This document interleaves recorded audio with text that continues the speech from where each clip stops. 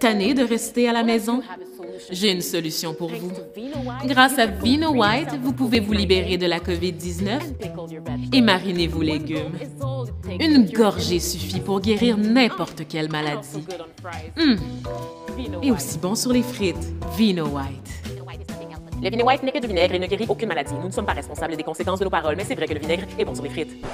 Faut pas croire tout ce qu'on lit sur Internet ou ce qu'on entend à la télévision, encore moins quand on essaye de nous vendre quelque chose. Le problème, c'est que des fois, la ligne est mince entre information et publicité. C'est pourquoi il est toujours vraiment important de se poser les bonnes questions. Qui est derrière le contenu que je regarde et quel est son but? Parce que si après avoir écouté une vidéo, tu as une soudaine envie d'aller demander à tes parents d'acheter un bidule, c'est un bon indice que tu viens de regarder une publicité.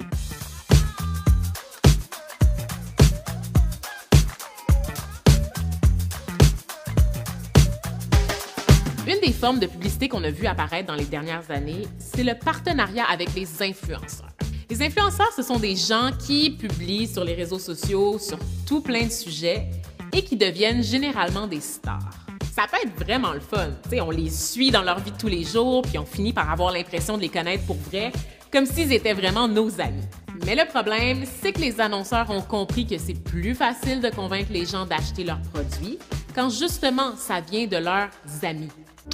Salut les chouchous, bienvenue à mon émission, ici Vanessa Destinée. Je suis là pour vous parler de ma montre Shagalagala.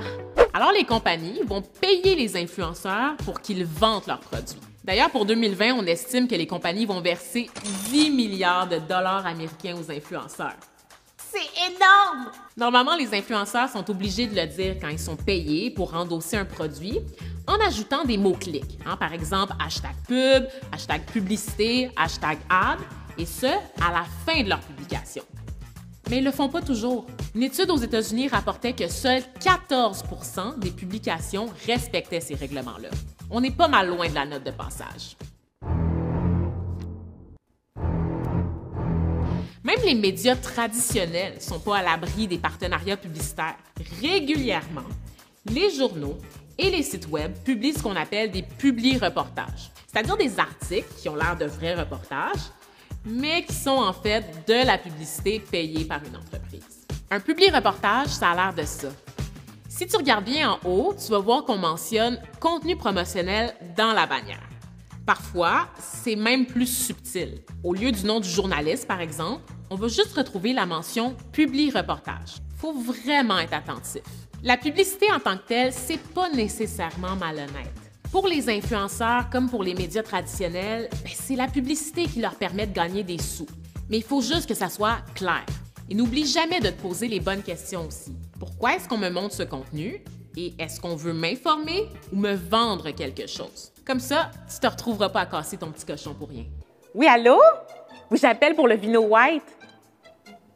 4 virements de 299 $. OK, oui. Attendez, je vous donne mon numéro de carte de crédit. OK.